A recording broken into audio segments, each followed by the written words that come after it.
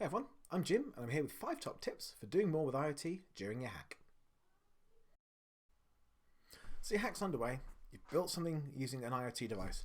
Maybe you've wired up a Pi, got something coming up from here, got some data going into an IoT service, maybe using MX chipboard.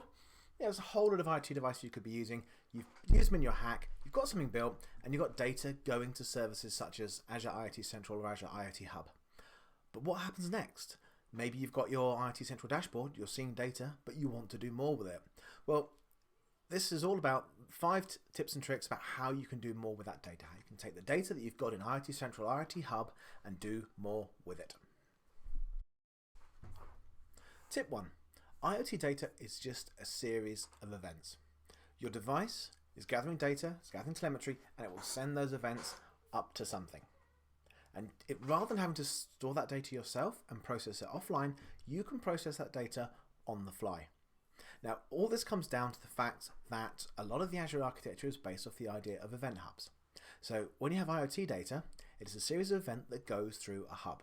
Now, an event hub is, you can think of it pretty much like a big pipe of data. You have this pipe, data comes in one end, data can go out the other end to a whole lot of different services. And this all runs in real time. It can handle millions of data points.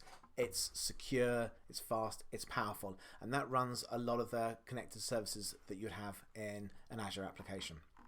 So in the event hubs here, for example, you can have streaming data, such as IoT data, comes into event hubs. From there, you can route it to storage if you want to save it for offline analytics, or you can route it to services like Azure Stream Analytics, you can route it to services like Azure Functions, and you can do a whole lot of processing on this data in real time. You don't need to save the data and process it later. You can do it all in real time. Now, depending on which Azure service you're using for IoT, that changes the way you can access the data. If you're using Azure IoT Hub, you're already using an event hub. So I've got an IoT hub here. If I look at the built-in endpoints, I have got an event hub compatible endpoint. You can think of an IoT hub as an IoT version of an event hub. Any data come into IoT hub, I can then send that to an event hub for processing offline. Now, if I'm using Azure IoT Central, I need to create an event hub and connect Central to that. So in the Azure portal, I can create an event hub's namespace. This is the event hub that my data is going to go to. And then in my Azure IoT Central application, I go to data export, I can then connect this to an event hub. And that means any data that comes in gets put on the event hub. In this particular example here, this is my soil moisture monitoring solution I've got set up. This is a plant monitor. And I've got a whole lot of data coming in, sitting in my event hub at a certain rate. And I can then use this data downstream to process this in real time. So you've got your data coming into an event hub. What happens next? Well, you probably don't want all of your data. You probably want to run some kind of analytics on the data, some kind of query against the records that you've got. Maybe you want to filter out certain data based off fields. Maybe you want to do aggregations, analyses, something with that data before you then send it downstream to systems further along the line. Now, a tool for doing this is Azure Stream Analytics. It's a real-time serverless analytics that you can run up in the cloud or even on the edge if you want to do analysis on an IoT edge device.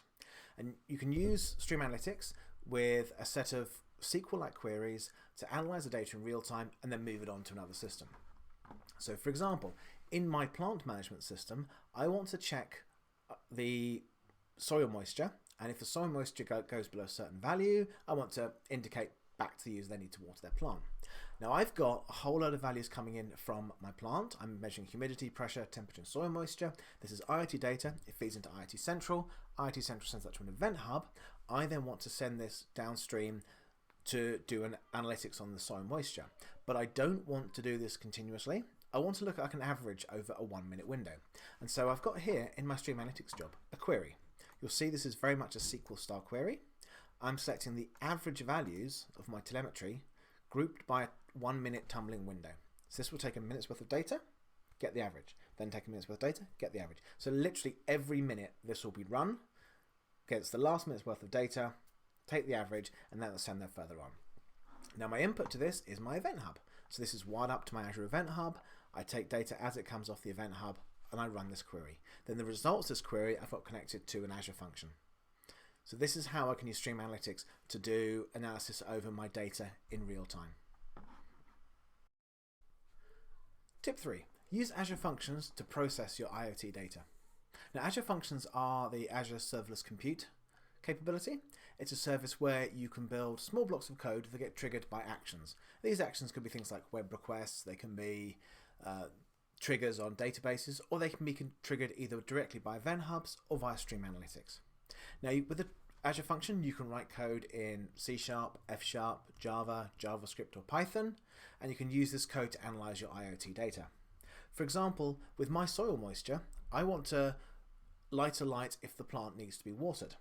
Now, to do this, I need to check the actual soil moisture level, and if that level is below a certain threshold, the plant's dry and it needs some water, so therefore I need to light my light. But also I want to put some logic to maybe check against upcoming weather. There's no point in suggesting the plant needs to be watered if it's about to rain. And I can build this kind of logic using Azure Functions, all triggered from IoT data. Now, the way I do this is I'm using Stream Analytics to run a query to get some data, and the output from my Stream Analytics is my Azure Function. And what happens is this will call an Azure Function triggered by a web request and pass in a JSON document containing the values that come out of the select query. So I'm selecting humidity, pressure, temperature, soil moisture. These are the average values over the tumbling window of 1 minute. I select these and I send these to my Azure Function. Here's my Azure Function. I've got a Python function here, and this is an HTTP request function. This gets some JSON, looks at the JSON, and then either gets a single item out the JSON or an array. Depending on how much data there is in the tumbling window, you can either get just one record or you can get multiple records. So if the Stream Analytics is launched when there's a backlog of data, it'll send multiple blocks of data, again with 1 minute intervals. And then I can pull this out, I pull out these values, and I can process them as I wish. In my particular case, I'm looking at the soil moisture, I'm checking it against a certain threshold. My threshold here is 450, and then I'm also checking against the weather. If it's going to rain, then I'm not going to light my light. So here's how I'm using Azure Functions to control my application using IoT data that's sent from IoT Central through an event hub to Stream Analytics to my Azure Function. Tip 4. IoT data goes both ways. Not only can you send telemetry data from the device up the cloud, but you can send data from the cloud back to the device, either as data coming down or requests to the device to actually do something. Now, this is implemented in different ways on IoT Hub and IoT Central. Well, that's not strictly correct. It's implemented the same way on Hub and Central, but it's exposed in a different way. Now, IoT Hub has this concept of direct methods. These are methods you can call that then send a request to the device to do something. IoT Hub also has this concept of device twins. Now, a device twin is a JSON document that's kept synchronized between the device and the cloud. Every time you update on the cloud, it gets pushed to the device. When you update the device, it gets pushed to the cloud. Now, these device twins contain two types of properties: desired properties and reported properties. Reported properties are values that the IoT device detects. Desired properties are values from the cloud that you want the IoT device to pick up. One kind of canonical example for this would be a temperature control system. You would check the temperature using a thermostat and then send that as a reported property, and that would then sync up to the cloud. And then the cloud would then set a desired property for the temperature that you want your house to be at, push that down to some kind of temperature control system, be it a heater or a cooling system.